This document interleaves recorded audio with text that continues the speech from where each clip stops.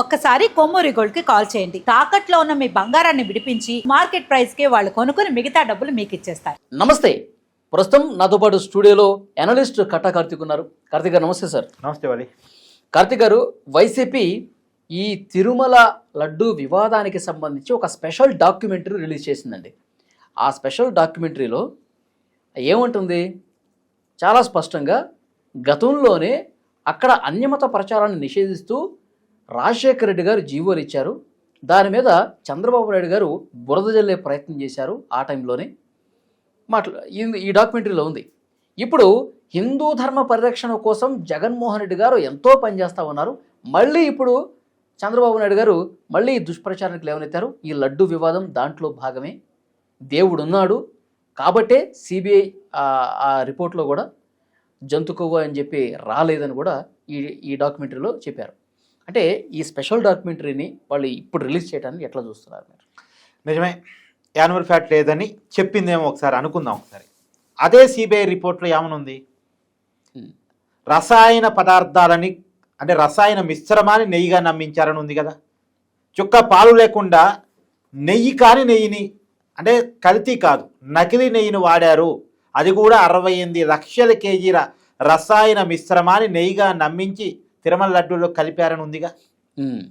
దాంట్లో 20 కోట్ల లడ్డూలు తయారు చేయబడ్డాయి అని కూడా ఉంది కదా.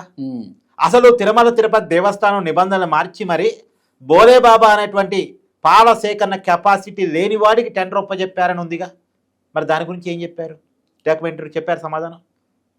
నేను అడిగిన క్వశ్చన్లకి నువ్వు సమాధానం చెప్పాలి తప్ప అది తప్ప నేను ఆవు వాస్తవం రాస్తాను, దేవుడు గొప్పోడే కాదనెవడు అన్నాడు.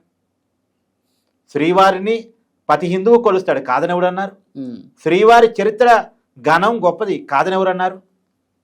అంటే ఇవన్నీ కాదు, ఇవన్నీ దేవుణ్ణి పొగట్టం కాదు. దేవుడికి నువ్వు చేసిన ద్రోహం, దానికి సమాధానం చెప్పు. దానికి సమాధానం చెప్పకుండా ఏదో మాట్లాడతావు ఎందుకు? అంటే వాళ్ళు చెప్పింది రాజశేఖర రెడ్డి గారి ఆయన్ని ఆయన కుటుంబాన్ని పూర్తిగా ఈ తిరుమల తిరుపతి దేవస్థానం వేదికగా గతంలో ఎప్పటి నుంచో బురద జల్లే కార్యక్రమం చంద్రబాబు నాయుడు చేస్తూ ఉన్నాడు, పనిగట్టుకొని విష ప్రచారం చేస్తూ ఉన్నాడు అని. సరే, రియాలిటీలో మాట్లాడుకుందాం అబ్బా. చంద్రబాబు నాయుడే చేస్తున్నాడేమో అనుకొని ఒకసారి మాట్లాడే ప్రయత్నం చేద్దాం.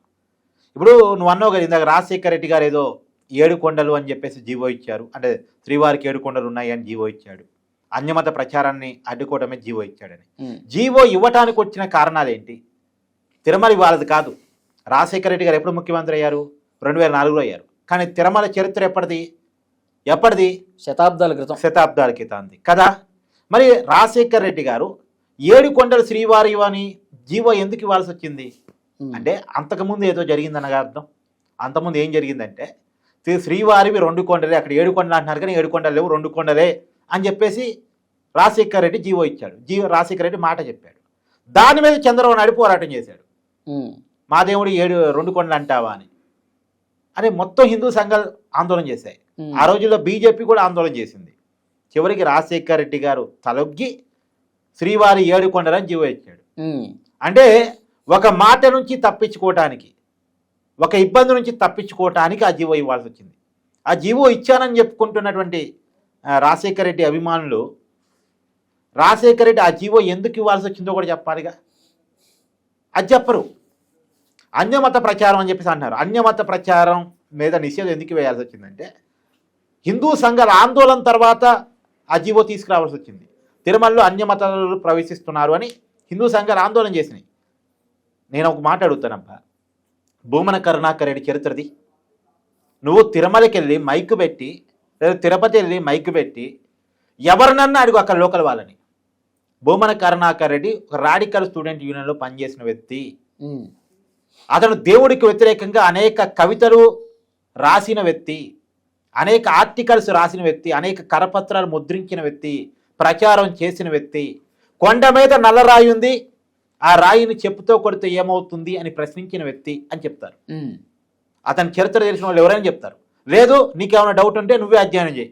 ఆయన ఎక్కడ చదువుకున్నాడు, చదువుకునే టైంలో విద్యార్థి సంఘాల్లో పనిచేశాడో లేదా, పనిచేస్తే ఎలాంటి విద్యార్థి సంఘాల్లో పనిచేశాడు, ఆ రోజు నాస్తికత్వం మీద అతను రాసినటువంటి ఆర్టికల్స్ ఏంటి, దాని మీద నువ్వు అధ్యయనం చేయి. ఒక జర్నలిస్ట్గా పరిశోధన జర్నలిజం అంటారుగా చెయ్యి. నీకే తెలిసిపోయింది. మరి అలాంటి వ్యక్తిని దేవుడికి వ్యతిరేకంగా పోరాడిన వ్యక్తిని తీసుకొచ్చి తిరుమల తిరుపతి దేవస్థానం చైర్మన్కి ఎందుకు పెట్టారు? రెండోది, వాళ్ళ కుటుంబంలో పెళ్ళిళ్ళేమో క్రిస్టియన్ పద్ధతిలో జరుగుతాయి. నేను క్రిస్టియన్ పద్ధతిలో వాళ్ళ కుటుంబంలో పెళ్ళిళ్ళు జరగతాను తప్పు పట్టట్లే, వాళ్ళు ఆ పద్ధతి ఫాలో అవుతారేమో, తప్పులేదు. కానీ మరి అలాంటి వ్యక్తిని తీసుకొచ్చి తిరుమల తిరుపతి దేవస్థానం చైర్మన్గా రాజశేఖర రెడ్డి ఒకసారి, జగన్మోహన్ రెడ్డి ఒకసారి ఎందుకు నియమించారు? దానికి సమాధానం చెప్పండి అంటే అది చెప్పరు. అంటే అడిగిన దానికి తప్ప అన్నిటి సమాధానం చెప్తా అంటారు. నువ్వు అడిగిన దానికి సమాధానం చెప్పు, అది తప్ప నేను అన్నిటి సమాధానం చెప్తా అంటే ఎట్టా? ఇప్పుడు సరే, భూమన కరుణాకర్ రెడ్డి మారిన మనిషి అనుకుందాం, ఒకసారి ఎగ్జాంపుల్ అనుకుందాం. భూమన కరుణాకర్ రెడ్డి సోదరుడు ఇప్పటికీ క్రిస్టియన్ మతాన్ని నమ్మేవాడు, లేదా నాస్తికత్వాన్ని ఫాలో అయ్యేవాడు. ఇప్పుడు ఆయన ఫేస్బుక్ ఓపెన్ చేయి, లైవ్లో ఓపెన్ చేయి, నీకు కనపడిద్ది. ఇప్పటికైనా అనేక పోస్టులు పెడతా ఉంటాడు. ఏమని పెడతారు? దేవుడికి వ్యతిరేకంగా, నాస్తికత్వానికి సపోర్ట్గా, కమ్యూనిస్ట్ ఐడియాలజీతో పెడతా ఉంటాడు. ఓకే. అతన్ని తీసుకుపోయి జగన్మోహన్ రెడ్డి హయాంలో తిరుమలలో ఉన్న అర్చకులకి, ఉద్యోగులకి ట్రైనింగ్ ఆఫీసర్గా పెట్టారు. ఈయనేం ట్రైనింగ్ ఇస్తాడు? అదే అర్థం కాంది. ఈయన వాళ్ళకేం చెప్తాడు, వాళ్ళకేం ట్రైనింగ్ ఇస్తాడు అంటే ఏంటి? దీని అర్థం ఏంటి? దీనికి సమాధానం చెప్పరా బాబా అంటే దీనికి సమాధానం చెప్పరు. దేవుడు గొప్పోడే అంటారు. దేవుడు గొప్పోడే కాదని ఎవడు అన్నాడు అసలు? దేవుడు గొప్పోడు. వాళ్ళు ఈ డాక్యుమెంటరీలో కూడా దేవుడు చూస్తూ ఊరుకోడు, నిజాలన్నీ కూడా టైం వచ్చినప్పుడు చూపిస్తాడు. ఊరుకోడు కాబట్టే చాలా జరిగాయని చాలా మంది నమ్మకం. సరే, నేను అవన్నీ మాట్లాడాను. కానీ ఊరుకోడు కాబట్టే వైసీపీకి 11 వచ్చాయని జనం నమ్మకం. ఓకే. ఊరుకోడు కాబట్టే 2 నామాలతో మిగిలిచ్చాడు వైసీపీని అనేది భక్తుల నమ్మకం. ఓకే. ఇప్పుడు అది నువ్వు సిబిఐ ఛార్జ్ షీట్ని యాక్సెప్ట్ చేస్తున్నావా లేదా? వైసీపీని డైరెక్ట్గా అడుగుతున్నా. సరే, చంద్రబాబు నాయుడు స్టేట్మెంట్ వదిలిపెట్టండి మీరు, టీడీపీ స్టేట్మెంట్స్ వదిలిపెట్టండి మీరు, కూటమి ప్రభుత్వం యొక్క స్టేట్మెంట్స్ వదిలిపెట్టండి మీరు. ఒక సగటు హిందువులుగా అడుగుతున్నాం, మీరు సిబిఐ ఛార్జ్ షీట్ని అగ్రీ చేస్తున్నా లేదా? సిబిఐ ఛార్జ్ షీట్ని అగ్రీ చేసేటట్టయితే దాంట్లో ఉన్నటువంటి, అంటే మీరు దాంట్లో 80 ఫ్యాక్ట్ కలిపారని రాలేదు అని చెప్పేసి అంటున్నారు కదా, అంటే దాన్ని మీరు యాక్సెప్ట్ చేస్తున్నట్టే కదా. యాక్సెప్ట్ చేస్తే అదే నివేదికలో చాలా క్లియర్గా ఉంది, మీరు రసాయన కెమికల్స్ వాడి నెయ్యిగా దాన్ని నమ్మించి కలిపారు అని. మరి దానికి చైర్మన్కి ఏం సంబంధం? ముఖ్యమంత్రిగా ఉన్న జగన్మోహన్ రెడ్డికి ఏం సంబంధం? ఆ కొనుగోళ్లు చేసినటువంటి వాళ్ళు కక్కుర్తిపడి, కింది స్థాయిలో ఉన్న అధికారులు కక్కుర్తిపడి లంచాలు తీసుకొని చేసిన నిర్వాహకం అని చెప్పి వైవి సుబ్బారెడ్డి కూడా ఒకసారి చెప్పాడు కదా. సరే, చెప్పాడు కదా, అంటే తప్పు ఒప్పుకున్నాడుగా. కొంత మాకు సంబంధం లేదు కానీ తప్పు జరిగింది, తప్పు జరిగింది కానీ మాకు సంబంధం లేదు, అంతేనా నువ్వు చెప్పదలుచుకుంది? అంతే. అయితే నేను ఒక మాట చెప్తా. ఇప్పుడు తప్పు చేసింది ఎవరు? ఉద్యోగులు. అంటే కెమికల్స్ పంపించింది ఎవరు? బోలేబాబా డైరీ. ఆ బోలేబాబా డైరీకి నిబంధనలు మార్చి మరి టెండర్ చెప్పింది ఎవరు?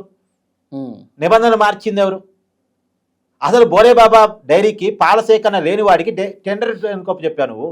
వాడి కోసం నిబంధనలు ఎందుకు మార్చావు నువ్వు? ఇప్పుడు పాల సేకరణ లేనోడి కోసం నిబంధనలు నువ్వు ఎందుకు మార్చావు? అది కూడా ఉద్యోగులే చేశారా? అది కూడా కింది స్థాయిలో చేశారా? అది పాలక మండలి డెసిషన్ కదా. అది పాలక మండలి డెసిషన్ కదా, కరెక్టే కదా. చదువుకున్నాడు ఎవరికైనా అది అర్థమైంది కదా. ఇది వైవి సుబ్బారెడ్డి చైర్మన్గా ఉండి, ధర్మారెడ్డి అదనపు ఈవోగా ఉండి, పాలక మండలి వైసీపీ ఏర్పాటు చేసిన పాలక మండలి అయ్యి ఉండి చేసిన డెసిషన్ కదా. ఇప్పుడు పరకామణి చోరీ ఉందబ్బా, ఎగ్జాంపుల్ తీసుకుందాం. పరకామణి చోరీ అంటే దేవుడు సొమ్ము దొంగతనం చేశాడు. ఆ దొంగతోటి రాజీ పడ్డారు. ఎవరు రాజీ పడ్డారు? ఉద్యోగులు రాజీ పడ్డారా? పాలక మండలి రాజీ పడిందా? 72,000 దొంగతనం చేసిన వ్యక్తితోటి 40 కోట్ల రూపాయల ఆస్తిని కట్టించుకున్నారు. ఆ 40 కోట్లు ఎక్కడ అన్నది పాలక మండలి డౌట్ వచ్చింది. అసలు కనీసం ఎంక్వైరీ చేశారా? అక్కడ కూడా 72,000కి 40 కోట్లకి అసలు ఏంటి పొంతనేంటి? అది మినిమం కదా, ఎవరికైనా వచ్చే కామన్ క్వశ్చన్ కదా. వైసీపీకి ఎందుకని రాలేదు? పైగా చిన్న చోరీ అని జగన్మోహన్ రెడ్డి గారు డైరెక్ట్గా వెనకేసుకొస్తారు. డైరెక్ట్గా ఇది చిన్న చోరీ అని వెనకేసుకొస్తారు. మరి వీళ్ళ హిందూ మతం గురించి మాట్లాడేది. ఒకవైపు హిందువుల మీద దాడి చేస్తూ, ఇంకోవైపు హిందూ మత గొప్పతనం, దేవుడు గొప్పతనం చెప్తారు మనకి, మనం వినాలిగా. ఏంటి అంటే జనం చెవుల్లో పూలు పెడితే పెట్టించుకుంటారని వాళ్ళ నమ్మకం, మనం చెప్పే అబద్ధాలు నమ్ముతారు అని వాళ్ళ నమ్మకం. ఎందుకంటే నమ్మారు, 2019లో అధికారం ఇచ్చారు కాబట్టి. కానీ ఆ నమ్మాము, మోసపోయామని జనం గ్రహించారు. 2024లో ఫలితాన్ని తారుమారు చేశారన్న విషయాన్ని వైసీపీ గుర్తించారు. ఓకే, ఈ డాక్యుమెంటరీ ప్రతి ఒక్కరూ చూడాలని చెప్పేసి అన్నారండి. జనం చూసిన తర్వాత జనం రియాక్షన్ ఏంటి? ఒక ముక్కలు ఏం చెప్తారు అంటే, జనం చూసిన తర్వాత నేను డైరెక్ట్గా చూసే ప్రతి ఒక్కరిని అడుగుతున్నాను, మీకు దాంట్లో 7 కొండలు అని రాజశేఖర రెడ్డి జీవో ఇవ్వటానికి గల కారణాన్ని చెప్పారా లేదా? రసాయన మిశ్రమం గురించి క్లారిటీ ఇచ్చారా లేదా? తర్వాత బోలే బాబా డైరీకి టెండర్ ఎందుకు అప్పచెప్పాల్సి వచ్చింది లేదా అనే క్లారిటీ ఇచ్చారా లేదా, ఉమ్. అసలు వాళ్ళ కోసం తిరుమల తిరుపతి దేవస్థానం నిబంధనలు ఎందుకు మార్చారు అనేటువంటిది క్లారిటీ ఇచ్చారా లేదా, హిందువుల మనోభావాలతోటి అండ్ హిందువుల ఆరోగ్యాలతోటి, అంటే రసాయన మిశ్రమాలు హిందువుల బాడీలోకి అవును, పోయి హిందువుల ఆరోగ్యాలతోటి ఎందుకు ఆడుకోవాల్సి వచ్చిందని వివరణ ఇచ్చారా లేదా, జగన్మోహన్ రెడ్డి గారు భారతీ గారితో కలిసి ఎప్పుడు పట్టు వస్త్రాలు సమర్పించడానికి ఎందుకని రాలేదో వివరణ ఇచ్చారా లేదా, ఉమ్. జగన్మోహన్ రెడ్డి గారి ఇంట్లో ఎందుకు తిరుమల సెట్ వేయించుకొని పూజా కార్యక్రమాలు చేయాల్సి వచ్చింది, తిరుమల పోవటం మానేసి దేవుడి సెట్ని తన ఇంట్లోనే ఎందుకు వేసుకోవాల్సి వచ్చింది అనే దానికి వివరణ ఇచ్చారా లేదా, ఓకే. పైగా ఇది పూజా సమయంలో భారతీ గారు తిరుమల లడ్డూని తినడానికి ఇష్టపడకుండా పక్కన టిష్యూ పేపర్లో పక్కన పెట్టిన విషయం మీద క్లారిటీ ఇచ్చారా లేదా, డెకరేషన్ ఇవ్వటం ఇష్టం లేక జగన్మోహన్ రెడ్డి గారు తిరుమల వెళ్ళటం మానేసిన దానికి సంబంధించి క్లారిటీ ఇచ్చారా లేదా, ఓకే. ఇవన్నీ చూడండి. ఈ ప్రశ్నలకి నిజంగా వైసీపీ డాక్యుమెంటరీలో సమాధానం దొరికితే వైసీపీ డాక్యుమెంటరీ నమ్మండి. యా, చూద్దాం, ప్రజలు నిర్ణయించుకుంటారు. ఇంకోటి కూడా, ఉమ్. అసలు హిందూ ధర్మాన్ని నమ్మని వ్యతిరేకించే భూమన కరుణాకర్ రెడ్డికి తిరుమల తిరుపతి దేవస్థానం చైర్మన్గా ఎందుకు పొజిషన్ ఇవ్వాల్సి వచ్చిందో దానికి క్లారిటీ ఇచ్చారా లేదా, ఆ డాక్యుమెంటరీ ఉంటే నమ్మండి. Yeah, thank you very much Karthik గారు.